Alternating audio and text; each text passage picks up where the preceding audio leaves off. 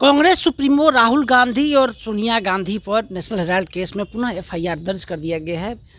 India alliance का सीधा आरोप है कि चंद्रबाबू नायडू की एक तरफ रिहा आप करते हैं और दूसरी तरफ परेशान करने के लिए आप राहुल गांधी और सोनिया गांधी पर एफआईआर करते हैं। हमारे साथ बीजेपी प्रवक्ता विनोद शर्मा जी हैं। विनोद जी, आप लोग सत्ता में आने के बाद क्या परेशान करने लगते हैं क्या? देखिए, हमारी सरकार न किसी को बचाती है न फंसाती है। निश्चित रूप से सच्चाई को सामने हम लाने का काम करते हैं।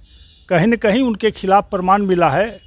जो आप नेशनल हेराल्ड देख रहे हैं, उस सरकार ने जो संपत्ति वो इस प्रेस को चलाने के लिए दी थी, लेकिन इन लोगों ने छेड़छाड़ करके उसे एक निजी ट्रस्ट में शामिल करके अपने लोगों को उसमें सदस्य बना के उसका कहीं न कहीं दुरुपयोग कर रहे थे। लेकिन चंद्रबाबू नायडू का वो रिहा कर देते हैं, बताइए। ईडी रिहा, देखिए, प्रमाण रहेगा तो कोई रिहा नहीं होगा, प्रमाण नहीं रहेगा तो फिर मुश्किल है।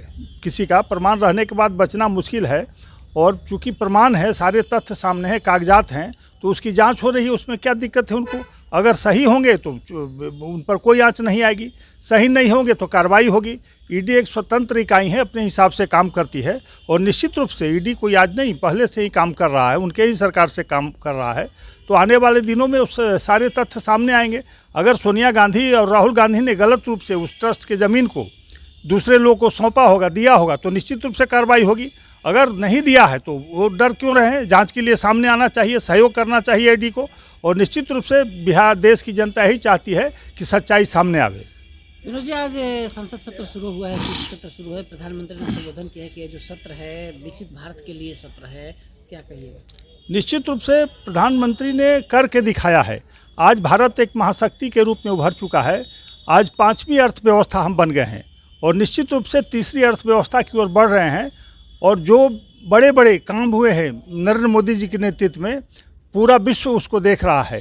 तो ये विकासशील भारत का जो आगे कार्यक्रम चल रहा है, उसको और मजबूती मिलेगी। और मोदी जी के नेतृत्व में निश्चित रूप से भारत और मजबूत होगा, सबल होगा और देशवासियों को गर्व होगा। तो आप सुन रहे थे नेशनल हेराल्ड के केस पर अपनी प्रतिक्रिया विनोद शर्मा ने दी। साथ ही प्रधानमंत्री ने जो संबोधन दिया है शीत सत्र को लेकर, उस पर भी सहमति व्यक्त की। और विकसित भारत का जो प्रधानमंत्री का सोच है, उसमें हाँ में हाँ मिलाते हुए बड़ी बात विनोद शर्मा ने कह दी। और राहुल गांधी, सोनिया गांधी, इंडिया अलायंस को जवाब भी पटना की धरती से दे दिया। हमारे सहयोगी सुधाकर के साथ कौशलेंद्र, पटना से।